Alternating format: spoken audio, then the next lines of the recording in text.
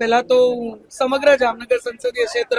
જામનગર મહાનગર હોય, જામનગર જિલ્લો હોય, દ્વારકા જિલ્લો હોય, સર્વે નાગરિકોનો હૃદયપૂર્વક ખૂબ ખૂબ આભાર વ્યક્ત કરું છું. જે રીતે એમને પુનઃ ભારતીય જનતા પાર્ટી ને મોદી સાહેબના નેતૃત્વમાં ફરીથી એક વખત પોતાનો વિશ્વાસરૂપી મત, આશીર્વાદરૂપી મત આપી અને જે રીતે ઝળહળતો વિજય એ જિલ્લા પંચાયતો હોય, તાલુકા પંચાયત હોય કે ઐતિહાસિક જીત આપણી મહાનગરમાં જે રીતે આ વખતે ભારતીય જનતા પાર્ટીની થઈ છે તે બદલ હું સર્વે નાગરિકો જેમને સકારાત્મક રાજનીતિ, વિકાસની રાજનીતિ અને મોદી સાહેબના નેતૃત્વમાં પુનઃ વિશ્વાસ ભારતીય જનતા પાર્ટી પર મૂક્યો છે એમનો હૃદયપૂર્વક ખૂબ ખૂબ આભાર વ્યક્ત કરું છું. સર્વે કર્મઠ કાર્યકર્તાઓ, સમર્થકો જેમને ફરીથી એક વખત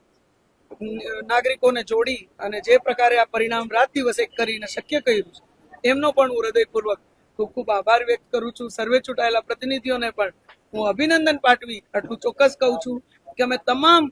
ચૂંટાયેલા પ્રતિનિધિઓ એક મોટું પરિવાર બની આપ સૌની વચ્ચે સતત રહી અને આપણા સમગ્ર ક્ષેત્રની રાત